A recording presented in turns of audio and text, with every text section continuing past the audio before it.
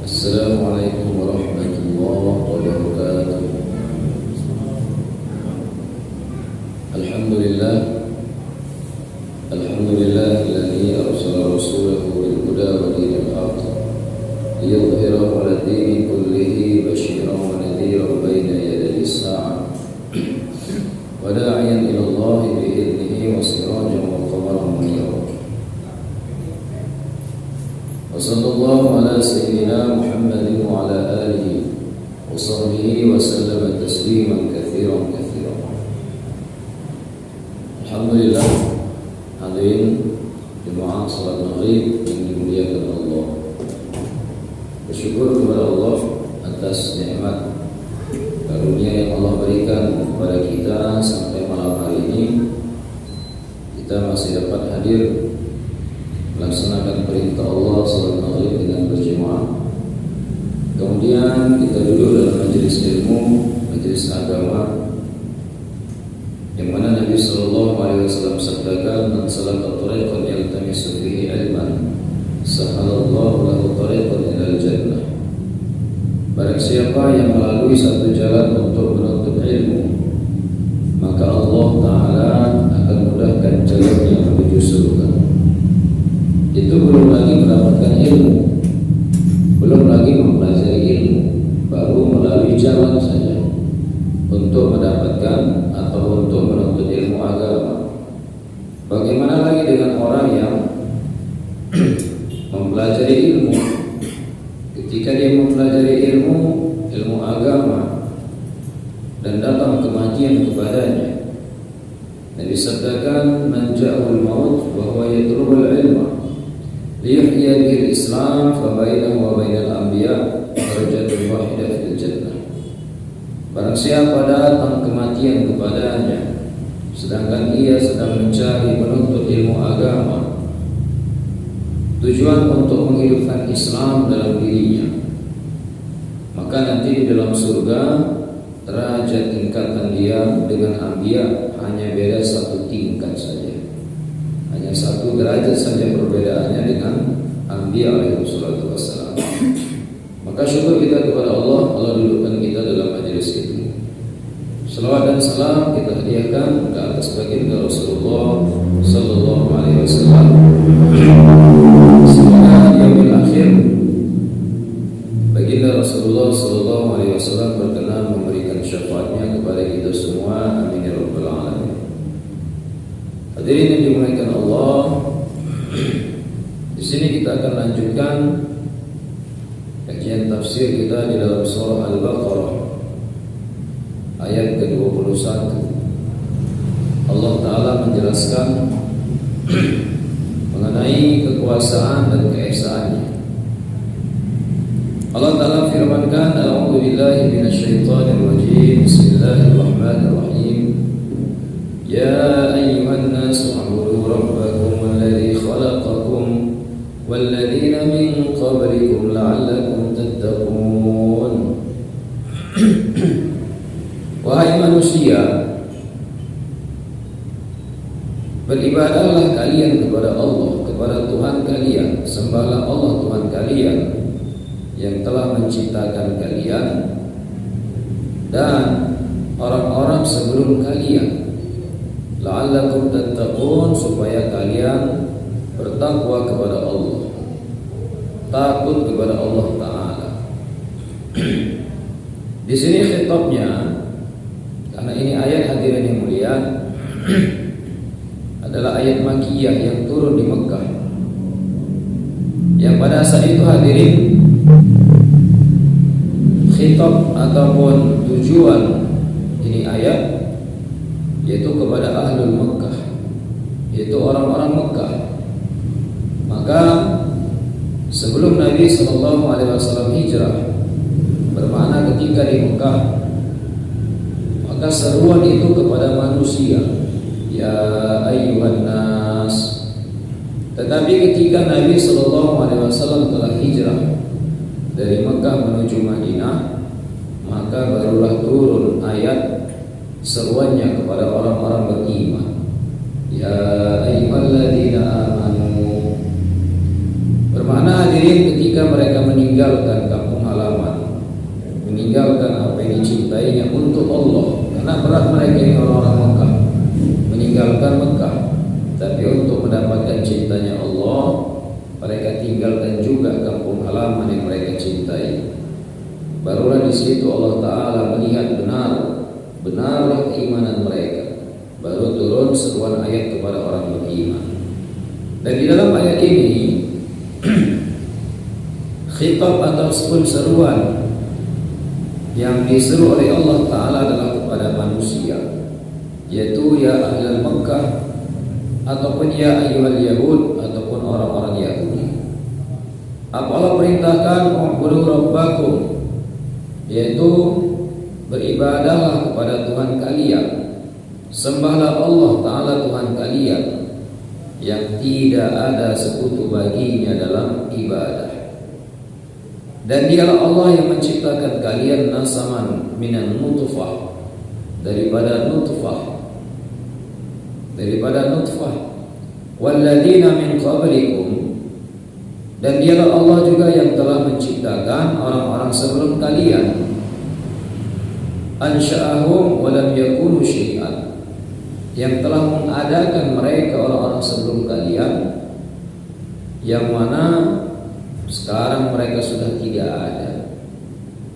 Hadirin yang mulia, bermakna bahwasanya yang menempati dunia ini orang-orangnya terus berganti Bapak hadirin. Ya kan? Sekarang adalah masa zaman generasi kita nanti berganti dengan generasi anak-anak kita, cucu-cucu kita.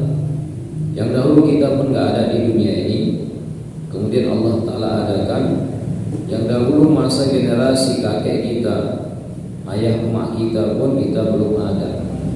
Kemudian Allah Ta'ala yang telah menciptakannya, yang menciptakan kita dan menciptakan orang-orang tua kita, nenek moyang kita. La'allakum tattaqun, dengan ibadah kepada Allah yang menciptakan kalian, likai tattaqus sakhatu wal 'adab bi'ibadati, supaya kalian takut kepada ancaman dan adab daripada Allah Ta'ala dengan ibadah tersebut. Menunjukkan hadirin yang mulia, orang yang beribadah ini salah satu natijah yang dia dapatkan adalah rasa takwa. Makanya satu keanehan kalau ada orang mengatakan dia paling bertakwa kepada Allah, tetapi dia meninggalkan ibadah. Gak mungkin satu orang yang bertakwa meninggalkan ibadah. Karena hadirin yang mulia, rasa takwa itu jalan yang telah ditunjukkan oleh Allah Ta'ala untuk wujud dalam diri seseorang. Jalannya itu dengan ibadah kepada Allah, dengan menghambakan dirinya kepada Allah. Kemudian Allah Ta'ala menceritakan hadirin bagaimana kekuasaan Allah. Alladzi ja'ala lakumul arda firasya was samaa'a binaa'a wa anzala minas samaa'i maa'an fa akhraja bihi minats thamarati rizqan lakum fala taj'alu lillahi andadan wa antum ta'lamun. Dan dialah Allah yang telah menjadikan untuk kalian bumi sebagai hamparan. Hadirin yang dimuliakan Allah, makna hamparan di sini adalah bisaton, yaitu sebagai hamparan untuk manusia bertempat tinggal di atasnya. Kalau kita lihat kepada makna zahir, seolah-olah di sini hadirin membenarkan pendapat bahwasanya bumi itu adalah bukan bulat tetapi datar, kan gitu. Tetapi hadirin yang mulia, jangan difahami Al-Quran ini yaitu dengan zahirnya saja. Tetapi hadirin yang mulia, ada maknanya di sini firasyan, bisaton, yaitu sebagai hamparan untuk manusia bertempat tinggal di atasnya. Bukanlah menunjukkan bahwasanya hamparan adalah datar seperti itu. Wassamaa'a binaa'a, dialah Allah yang telah menjadikan untuk kalian langit sebagai atap, saqafan mahfur marfu'an, yaitu atap yang ditinggikan. Bagaimana hebatnya Allah menciptakan langit, hadirin, tanpa adanya tiang. Langit pertama, kedua, ketiga, keempat, sampai langit yang ketujuh yang telah ditinggikan oleh Allah. Dan tidak ada, hadirin yang mulia, kita pernah menjumpainya ada tiang yang menyangga langit tersebut supaya tidak roboh.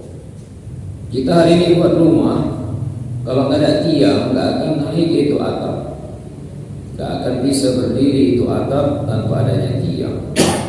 Tetapi bagaimana hebatnya Allah menciptakan langit tanpa tiang. Dan hadirin, langit yang kita lihat sekarang ini dari bumi itu barulah sama'ud dunia, yaitu langit dunia. Belum lagi di atasnya ada langit, di atasnya ada langit yang itu lebih luas dan lebih berat, hadirin, daripada langit yang di bawah. Allah ciptakan langit begitu besar. Bahkan di atas langit, hadirin yang mulia, Allah Ta'ala telah menciptakan arasy-Nya.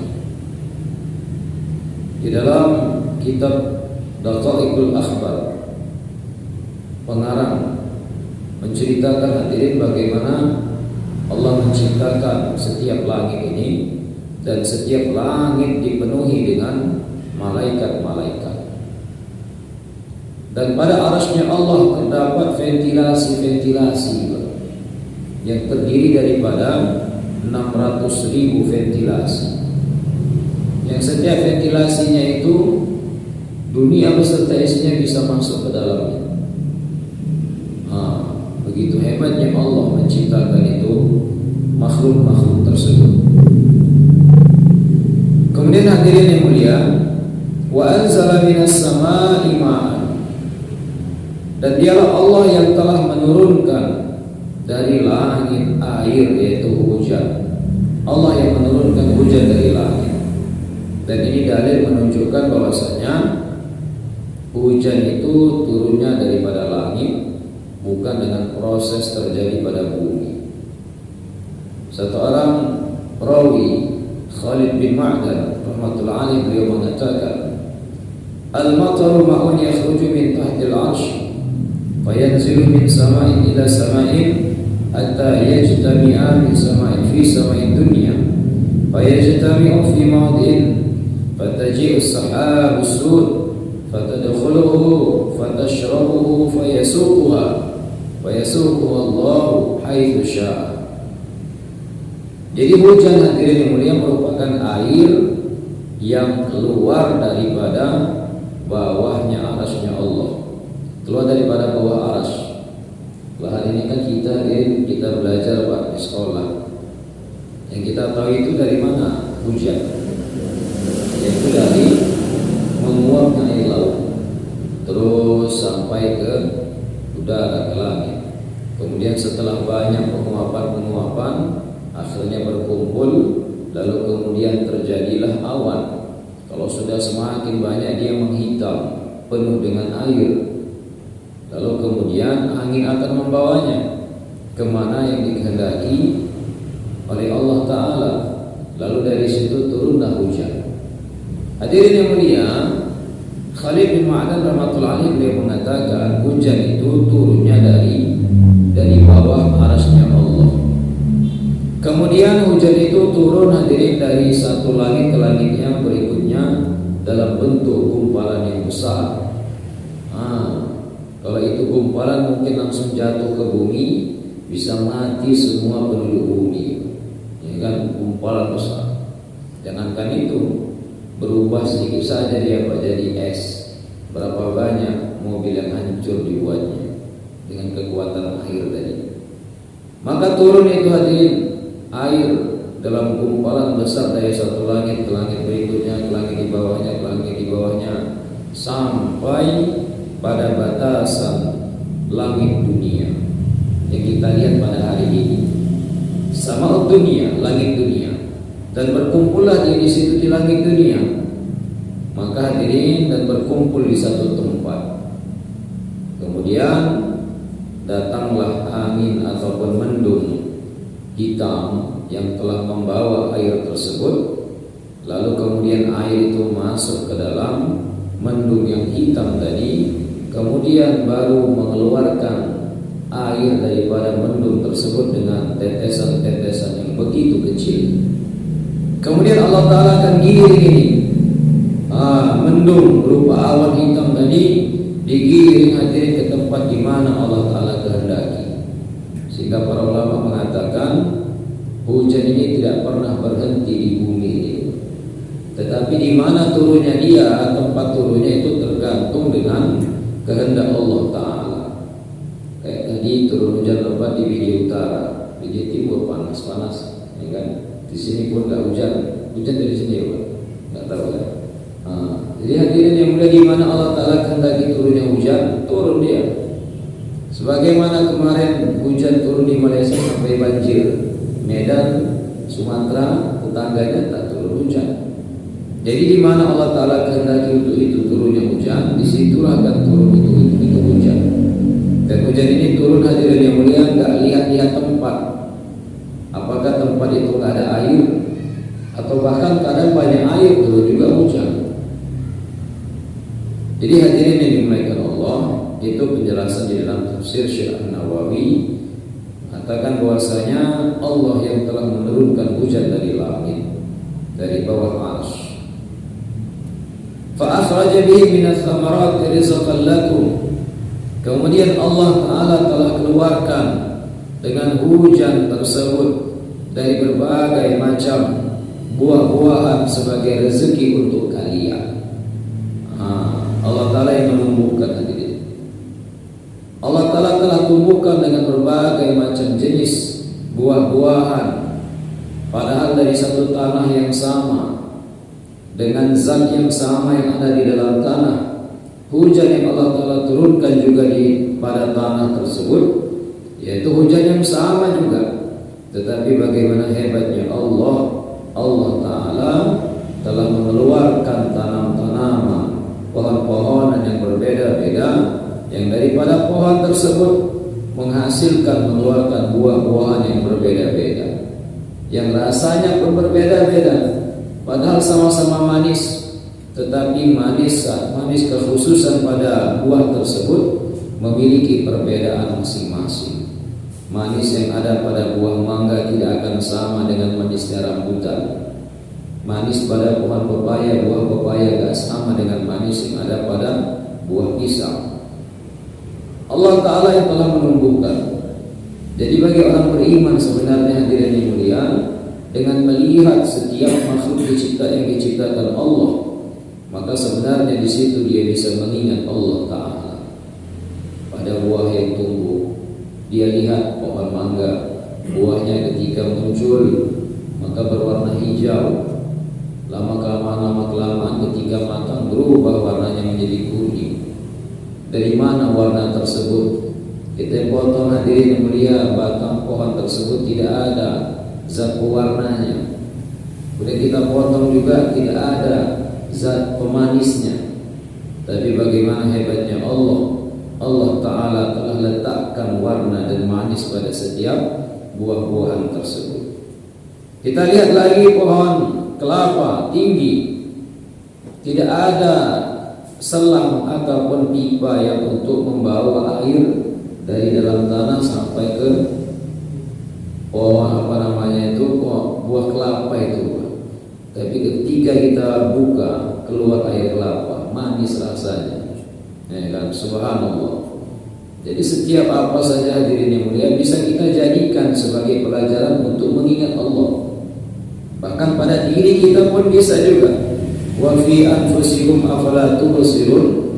Dan pada diri kalian, apakah kalian tidak lihat bagaimana hebatnya Allah menciptakan semua anggota badan yang ada dalam diri kita ini. Itu pun bisa menjadi jalan sebab untuk ingat kepada Allah. Fala taj'alu lillahi andada. Kalau sudah seperti itu, kita tahu Allah yang menciptakan kita, yang telah menurunkan hujan daripada langit, yang telah menghamparkan bumi meninggikan langit, mengeluarkan berbagai macam makanan buah-buahan daripada bumi, maka jangan kalian jadikan sekutu bagi Allah Ta'ala di dalam menyembah kepada Allah. Ini dia, yaitu bentuk uluhiyah. Jangan kita jadikan Tuhan selain daripada Allah. Jangan jadikan syirikat bagi Allah Ta'ala di dalam bentuk apa saja. Di dalam bentuk hadirin penghambaan kepada Allah, keyakinan kepada Allah, maka jangan syirikatkan Allah Ta'ala. Maaf di sini Pak, agak salah-salah sedikit.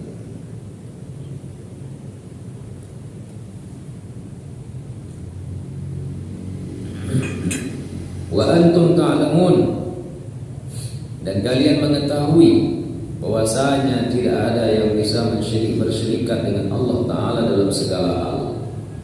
Makanya ketika orang kafir Quraisy pada zaman itu, Nabi SAW bertanya kepada mereka, kalian menyembah pada Tuhan yang mana?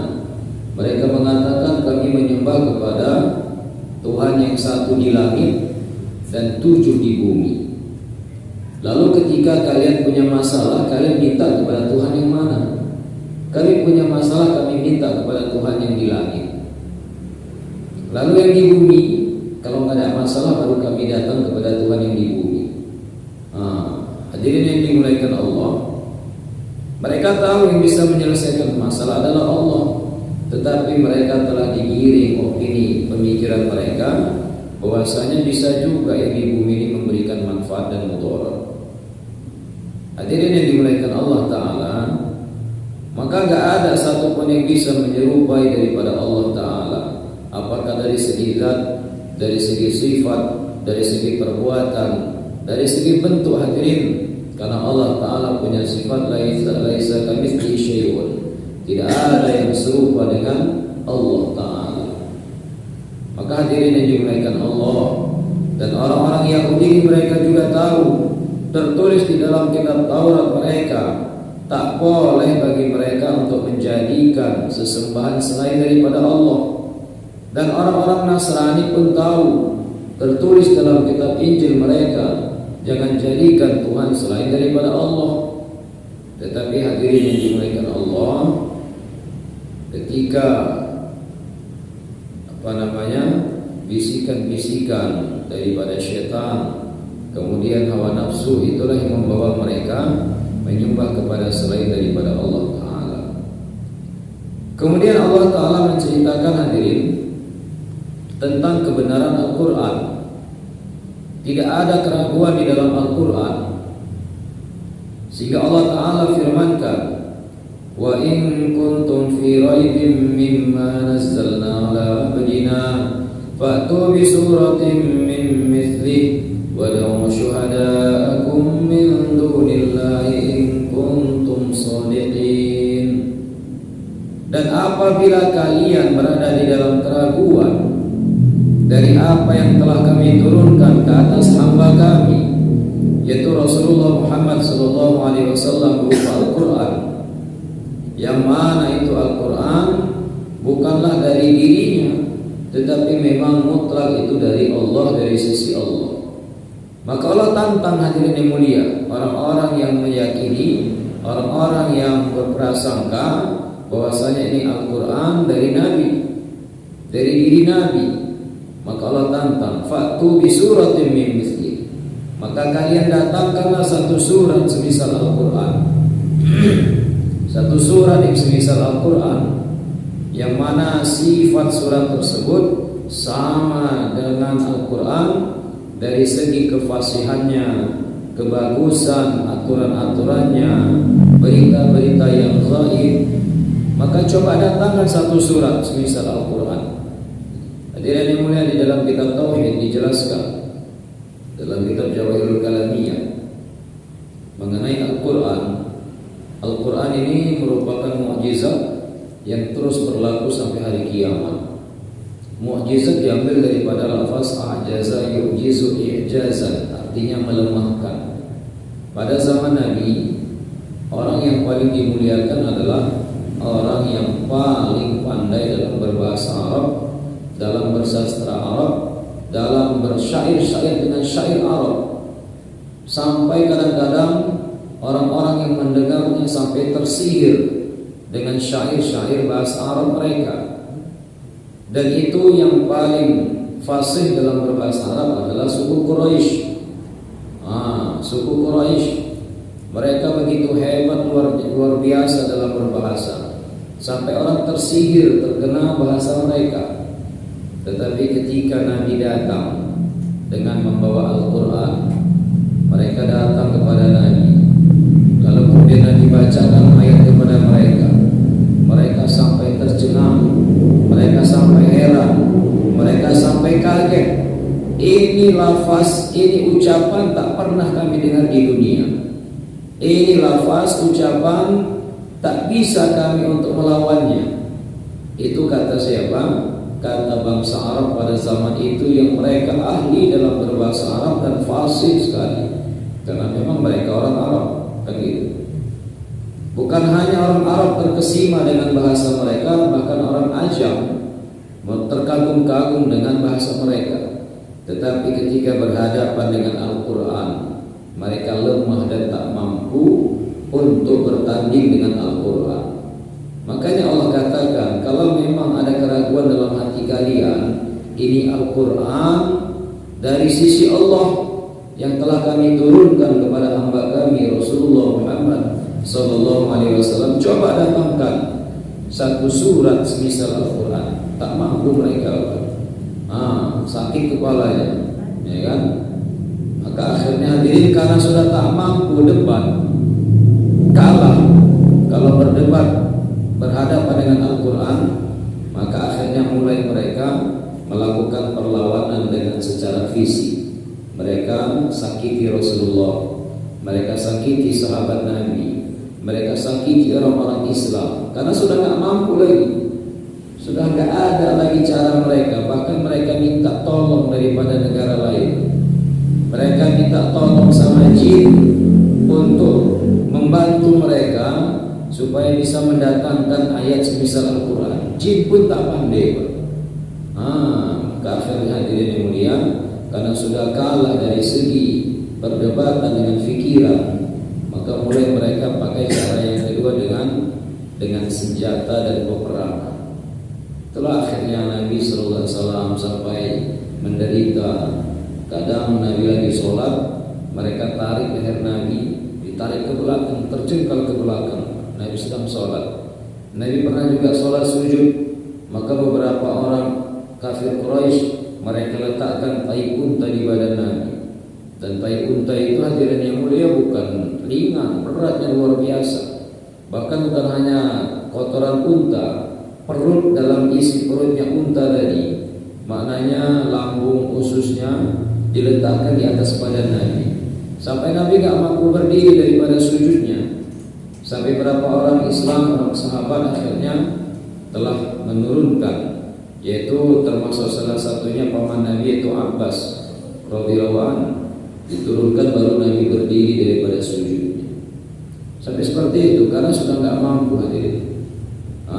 Maka Allah pun mengatakan, wad'u syuhada'akum min dunillah, maka kalian panggillah pembesar-pembesar kalian, saksi-saksi kalian selain daripada Allah, untuk membantu kalian, untuk menolong kalian, orang yang fasih di antara kalian, supaya bisa kalian berhadapan dengan ini Al-Quran. Tapi tak mampu. In kuntum shadiqin, apabila kalian itu orang yang benar di dalam ucapan kalian bahwasanya Al-Quran ini dari sisi Nabi, bukan dari Allah. Tetapi rupanya gak mampu mereka. Kemudian yang kedua yang kita lihat daripada mukjizat Al-Quran, Allah Ta'ala turunkan ini Al-Quran kepada Nabi yang ummi, tak pandai baca, tak pandai tulis.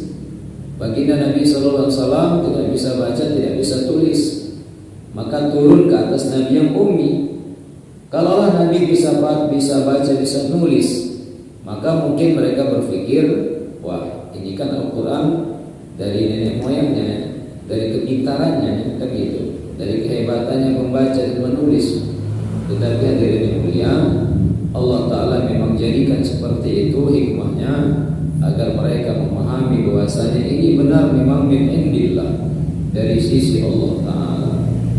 Fa illam taf'alu wa lan taf'alu fattaqun nar allati waquduha an-nas wal hijarah u'iddat lil kafirin. Maka apabila kalian tak mampu untuk mendatangkan ayat semisal Al-Quran, dan memang kalian tidak akan mampu, kata Allah, fattaqun nar, maka takutlah kalian kepada neraka, yang mana bahan bakarnya adalah manusia yang kafir dan batu, yang disiapkan oleh Allah neraka tersebut untuk orang-orang kafir, untuk orang-orang yang ingkar dengan apa yang telah diturunkan oleh Allah Ta'ala. Maka hadirin yang dimuliakan Allah, maka ketika mereka sudah tidak mampu untuk melawan Al-Quran, maka berarti di sini sahih bahwasanya kebenaran Nabi Sallallahu Alaihi Wasallam, tapi tetap saja mereka melakukan perlawanan. Maka Allah katakan, takutlah kalian dengan neraka kalau memang sudah tidak mampu untuk mendatangkan ayat semisal Al-Quran. Dan Allah pertegas memang tidak mampu kalian, kata Allah. Maka takutlah dengan neraka. Jangan sampai kalian tidak mau menerima Al-Quran. Orang dulu saja yang mereka orang Arab pandai berbahasa Arab, fasih, mereka saja tak mampu. Ada pula hari ini orang tidak bisa bahasa Arab, Pak. Dibilangnya pula Al-Quran sudah tidak relevan. Alhamdulillah. Padahal hadirin, Al-Quran ini terus bermanfaat, mukjizatnya sampai hari kiamat. Satu-satunya mukjizat yang masih berlaku sampai sekarang dan sampai hari kiamat yaitu Al-Quran. Kalau tongkatnya Nabi Musa berubah jadi ular, ya pada zaman Nabi Musa saja. Kalau pun ada orang hari ini bawa ini tongkatnya Musa, saya bilang, cobalah berubah jadi ular, bisa enggak? Kalaupun bisa adalah sihir, bukan mukjizat. Tapi ini Al-Quran akan terus dirasakan hadirin mukjizatnya. Kemudian Allah Ta'ala menceritakan berapa insyaallah? Ya, 49 ya, saya dapat. Satu ayat lagi hadirin yang mulia, Allah Ta'ala menceritakan tadi tantangan Allah kepada orang kafir, orang-orang yang mengingkari Al-Quran. Pada ayat yang ke-25 Allah Ta'ala menceritakan kabar gembira ini bagi orang-orang beriman dan orang saleh, supaya kita merasa gembira. Kita beriman kepada Allah, kepada Nabi, kepada Al-Quran, supaya ada rasa gembira dalam hati kita dengan ayat tersebut. Allah firmankan, wa basyiril ladzina amanu wa 'amilus shalihat anna lahum jannatin tajri min tahtiha al-anhar kullama ruziqu minha min thamaratir rizqan qalu hadha alladhi ruziqna min qabl wa utu bihi mutashabiha wa lahum fiha azwajun mutahharatun wa hum fiha khalidun. Maka Allah katakan kepada Nabi, ya Rasul, berilah kabar gembira kepada orang-orang beriman dan beramal saleh, bahwasanya bagi mereka yaitu kebun-kebun, surga-surga yang mana di bawahnya mengalir sungai-sungai. Setiap kali mereka diberikan rezeki berupa buah-buahan sebagai makanan rezeki bagi mereka, maka mereka mengatakan ini adalah sesuatu yang telah dikaruniakan oleh Allah sebelumnya. Maknanya sebelumnya sudah diberitahukan. Wa utubihi mutasyabiha, dan mereka akan diberikan dalam keadaan yang serupa, makanan yang serupa, kesenangan yang serupa, nikmat yang serupa, kekuatan yang serupa yang tak akan pernah berkurang sedikit pun, bahkan bertambah dia. Walahum fiha azwajun mutahharah, dan bagi mereka orang-orang beriman dan beramal saleh, nanti mereka di dalam surga bagi mereka adalah istri-istri yang suci. Wahum fiha khalidun, dan mereka berada di dalam surga dalam keadaan kekal selama-lamanya. Ini harus gembira kita, Pak. dengan kabar gembira dari Allah. Ya kan, surga berbagai macam kenikmatan di dalamnya berupa pepohonan, lalu kemudian rumah, kerajaan, istana yang megah. Kemudian kabar gembira ini diperintahkan ada kalanya kepada Rasul, dan juga kabar gembira ini kepada kita juga. Berikan kabar gembira kepada orang beriman yang lainnya. Apa itu diberikan surga? Yang di bawah surga tadi, di bawah pohon-pohon surga dan tempat tinggal surga, ada sungai-sungai yang mengalir di bawahnya. Jadi sungai ini Pak, semua orang suka. Walaupun orang yang tinggal di pinggir sungai, dia pun suka juga mandi di sungai, apalagi sungainya jernih. Dan di surga hadirin, Allah Ta'ala telah alirkan 4 macam sungai. Anharul khamr, yaitu sungai khamar yang tidak memabukkan. Wa anharul laban, yaitu sungai susu. Wa anharul asal, yaitu sungai madu. Wa anharul ma, yaitu sungai air yang begitu jernih.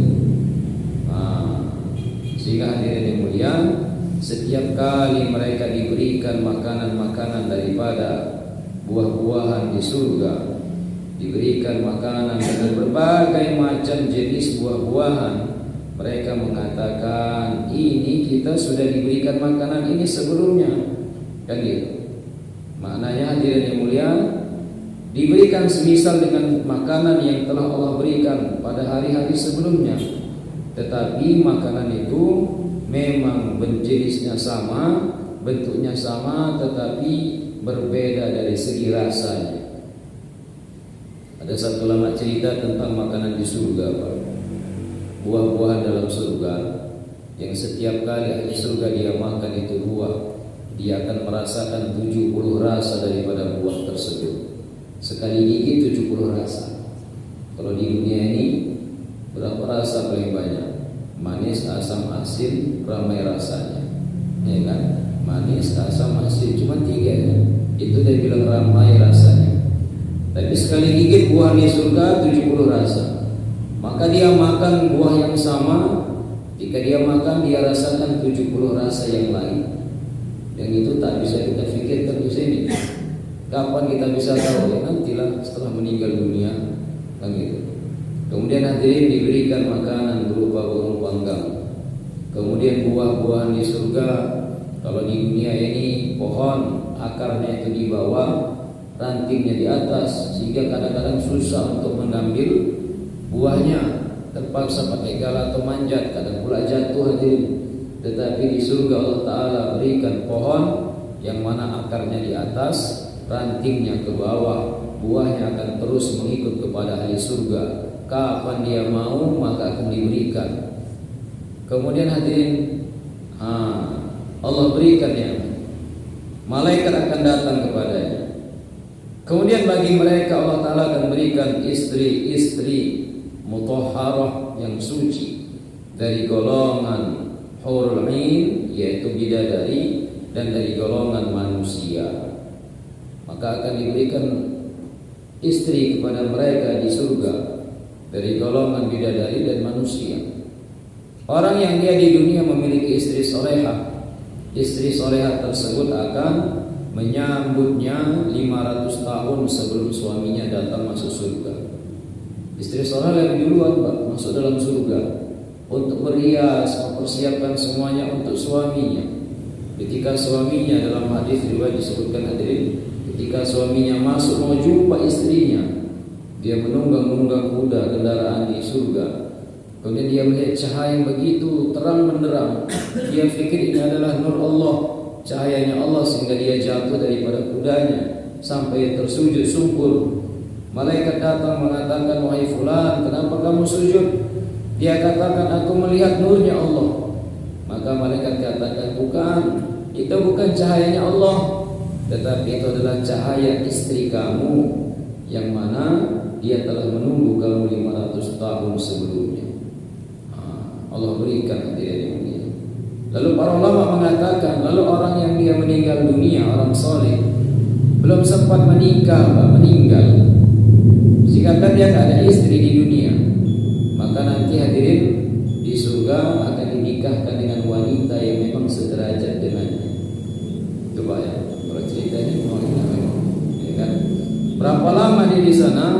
selama-lamanya. La yamutun wa la yakhrujun. Dia tidak akan mati dan tidak akan keluar lagi daripada surganya Allah. Semoga Allah berikan taufiknya kepada kita, Pak, dan berikan karunia-Nya kepada kita sehingga kita semua nanti dikumpulkan oleh Allah di dalam surganya Allah. Amin amin ya rabbal alamin. Subhanallah bihamdihi subhanallah bihamdika asyhadu an la ilaha illa anta astaghfiruka wa atubu ilaik. Subhana rabbika rabbil izzati amma yasifun wa salamun alal mursalin walhamdulillahi rabbil alamin. Assalamualaikum warahmatullahi wabarakatuh.